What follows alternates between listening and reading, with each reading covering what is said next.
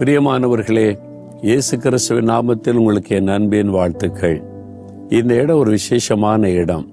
என்னன்னு பார்க்குறீங்களா? இஸ்ரவேல் தேசத்தில் தென் பகுதியில் இருக்கிற பெயர்சபா என்கிற பட்டணம் உள்ள ஒரு பகுதி இது.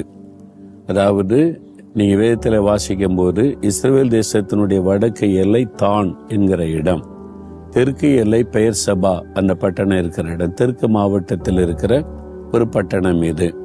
இந்த பெயர்சபா ரொம்ப முக்கியமான பட்டணம். ஏன் தெரியுமா? ஆதியாகமம் 21, 22 அதிகாரங்களை வாசித்தால் ஆபிரகாம், கர்த்தரால் அழைக்கப்பட்ட ஆபிரகாம் இந்த பெயர்சபாவில் ரொம்ப நாள் குடியிருந்தார். ஈசாக்கை இங்கே வாசம் பண்ணி இருக்கிறார். இந்த பெயர்சபாவில் ஒரு பெரிய தோட்டத்தை உண்டாக்கி இந்த இடத்துல கர்த்தரை ஆபிரகாம் தொழுது கொண்டார் என்று வேதம் சொல்லுகிறது. இங்குதான் ஈசாக்கு பிறந்தார்.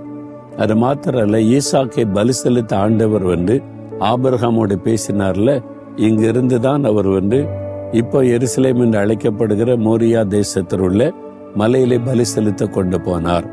இங்கிருந்து 3 நாள் பிரயாண தூரத்தில் எருசலேம் பட்டணம் இருக்கிறது. அப்போ அந்த மாதிரி பஸ்ஸில் வரும்போது 3 மணி நேரம் தான்.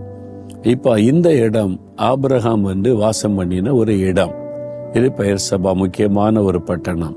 அங்கிருந்து கொண்டு உங்களோடு பேசுவது எனக்கு அதிக சந்தோஷம். சரி, ஆண்டவர் எனக்கு என்ன வசனம் வைத்திருக்கிறார் அப்படின்னு கேட்குறீங்களா? ஏசாயா 28 அதிகாரம் 29வது வசனம், கர்த்தர் ஆலோசனையில் ஆச்சரியமானவர், செயலில் மகத்துவமானவர். ஆலோசனை கொடுக்கிறவர், செயல்படுகிறவர். அவருடைய ஆலோசனை ஆச்சரியமாக இருக்கும், அவருடைய செயல்கள் மகத்துவமாக இருக்கும். அவர் நமக்கு நல்ல ஆலோசனை தருகிற தேவன். நம்ம எல்லாருக்குமே ஆலோசனைகள் அவசியம் இல்லை? ஒரு குடும்பத்தை நடத்தும் போது சில தடுமாற்றம் வரும்போது என்ன செய்யறது நினைக்கும் போது யாராவது ஒரு நல்ல ஆலோசனை கொடுப்பாங்களான்னு எதிர்பார்க்கிறோம். ஒரு குடும்பத்திற்கு ஆலோசனை அவசியம். ஒரு பிஸ்னஸ் செய்தால் அதுக்கு ஒரு நல்ல ஆலோசனை அவசியம். ஊழியம் செய்தால் கூட அதற்கு ஆலோசனை அவசியம். அநேகருடைய ஆலோசனை வெற்றியை கொடுக்கும் என்று வேதம் சொல்லுகிறது. அப்போ சிலர் தவறான ஆலோசனை கொடுத்துருவாங்க. அது நம்முடைய வாழ்க்கை முழுவதையும் பாதித்து விடும். அப்போ ஆலோசனை சரியாக நமக்கு தரக்கூடியவர் யாருன்னா கர்த்தர்.